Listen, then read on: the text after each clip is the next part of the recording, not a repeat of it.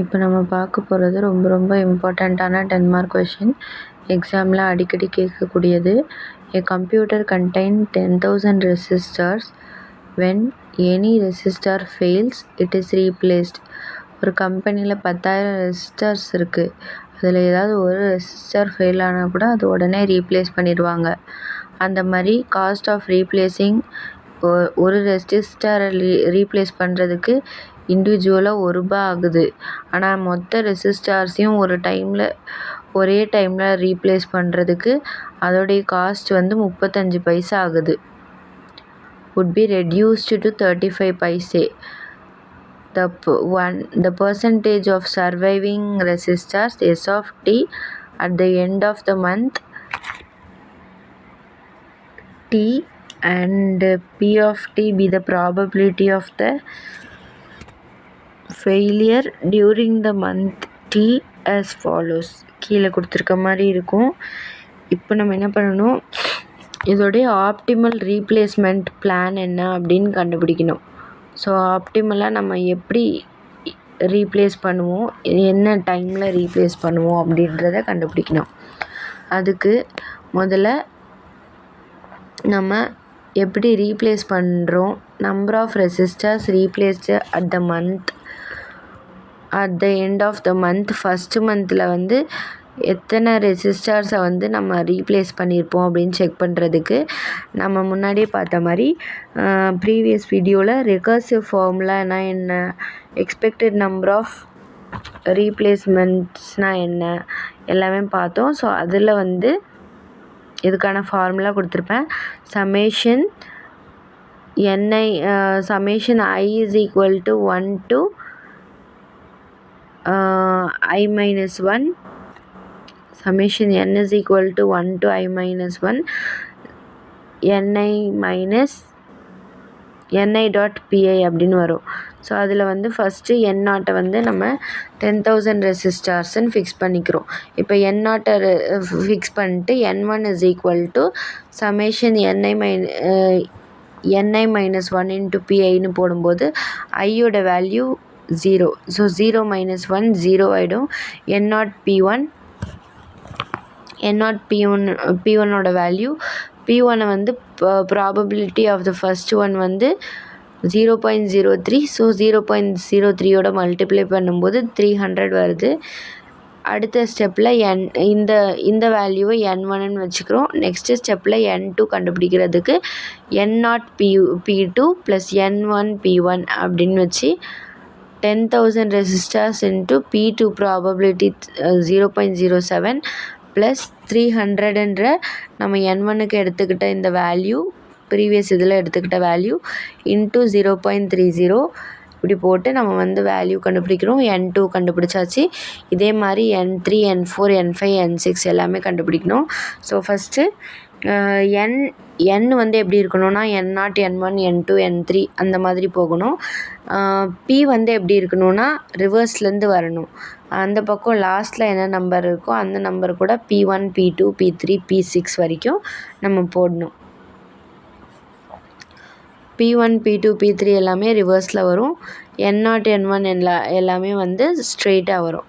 So இப்படி வச்சு நம்ம எல்லாத்தையுமே போட்டு ரெசிஸ்டர்ஸ் எல்லாத்தையுமே மல்டிப்ளை பண்ணி எழுதணும். அப்படின்னா நம்மளுக்கு 6 வகையான நம்பர் ஆஃப் ரெசிஸ்டர்ஸ் வந்து ரீப்ளேஸ்ட் அட் த மந்த்துன்னு கிடைக்கும். ஸோ இந்த 6 வகையான ரெசிஸ்டர்ஸையும் நம்ம வந்து வச்சு எக்ஸ்பெக்டட் லைஃப் ஸ்பேன் வந்து கண்டுபிடிக்கிறோம். ஸோ லைஃப் டைம் கண்டுபிடிக்கிறதுக்கு xi be the probability of xi அப்படின்னு எடுத்துக்கிறோம். சமேஷன் xi probability of xiன்னு எடுத்துக்கிறோம். ஸோ probability of xi வந்து நம்மளுக்கு pன்ற வேல்யூ, xiன்றது வந்து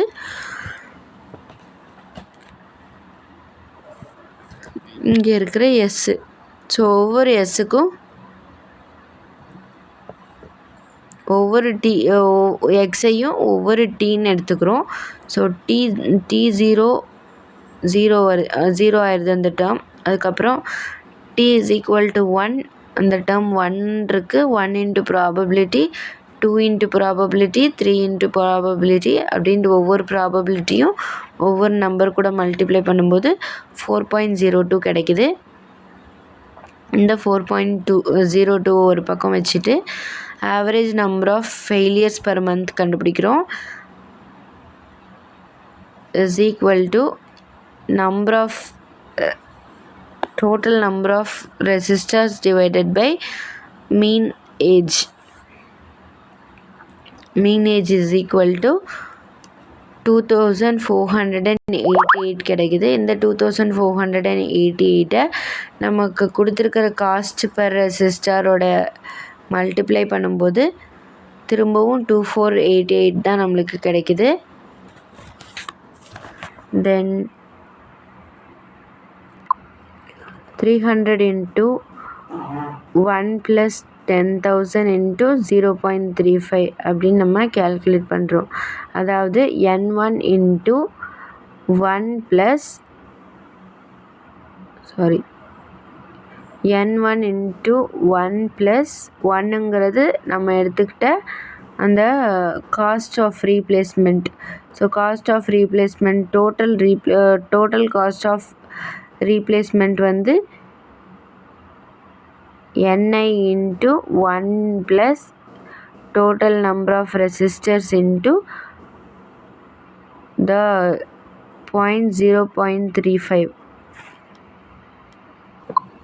அதாவது நம்ம டோட்டல் குரூப்பை ரீப்ளேஸ் பண்ணும்போது ஒரு எலிமெண்ட்டாக நம்ம தனித்தனியாக ரீப்ளேஸ் பண்ணும்போது 1ன்னு மல்டிப்ளை பண்ணிக்கிறோம். ஸோ அதோட ருபீஸ் வந்து 1ன்னு மல்டிப்ளை பண்ணிக்கிறோம். அண்ட் இதே மொத்தமாக நம்ம 10,000 ரெசிஸ்டர்ஸை மொத்தமாக ரீப்ளேஸ் பண்ணும்போது அதோடைய மதிப்பு வந்து 0.35 பைசு. ஸோ அந்த 0.35ஐயும் இந்த 1ஐயும் சேர்த்து நம்ம 300 into 1 plus 10,000 into 0.35 அப்படின்னு போட்டு அடுத்தது n1 plus n2 into 1 plus 10,000 resistors into 0.35. அதே மாதிரி n1 plus n2 plus n3 is equal to into 1 plus 10,000 into 0.35. இந்த மாதிரி ஆறுத்துக்குமே பண்ணிவிட்டு கடைசியில் நம்ம வந்து ஆவரேஜாக ஒரு வேல்யூ கண்டுபிடிக்கிறோம். ஆறுத்துக்குமே 3,800, 4,509, 6,551, 10,772, 12,752 and 15,452 வருது. இதிலிருந்து நம்ம ஆவரேஜ் காஸ்ட் பர் மந்த் எடுத்துக்கிறோம்.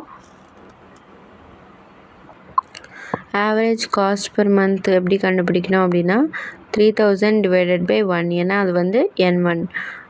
நெக்ஸ்ட்டு n1 ப்ளஸ் n2 வச்சு நம்ம கண்டுபிடிச்சதுனால 4,509 வந்து நம்ம 2ஆல் டிவைட் பண்ணுறோம். நெக்ஸ்ட்டு 6,551 வந்து 3ஆல் டிவைட் பண்ணால் 2,183 வரும். இந்த மாதிரி நம்ம எத்தனை நம்பர் ஆஃப் ரீப்ளேஸ்மெண்ட்ஸ் பண்ணோமோ அத்தனை நம்பர் ஆஃப் ரீப்ளேஸ்மெண்ட்ஸை டிவைட் பண்ணணும். ஸோ ஃபஸ்ட்டு ஒன்னில் ஒரே ஒரு n1 மட்டும்தான் எடுத்துக்கிட்டோம்.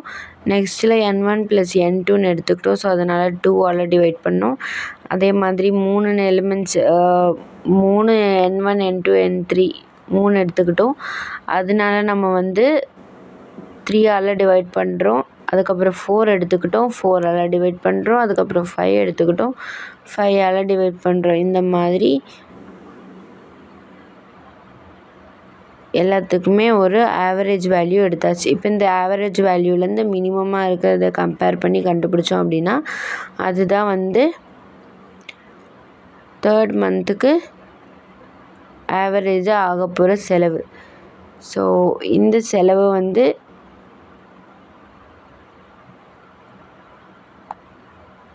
மினிமைஸ் பண்ணுறது தான் வேலை. ஸோ அதனால் மினிமைஸ் பண்ணி நம்ம இருக்கிறதுலே கம்மியானதாக பார்த்து எடுத்திருக்கோம். நெக்ஸ்ட்டு வரப்போகிற நெக்ஸ்ட் வரப்போகிற ப்ராப்ளமும் ரொம்ப ரொம்ப இம்பார்ட்டண்ட் தான். இதுவும் அதே மெத்தடில் தான் வரும். இதையும் ஒரு வாட்டி பார்த்துடலாம். நெக்ஸ்ட் வீடியோவில் பார்க்கலாம். தேங்க்யூ ஃபார் வாட்சிங்.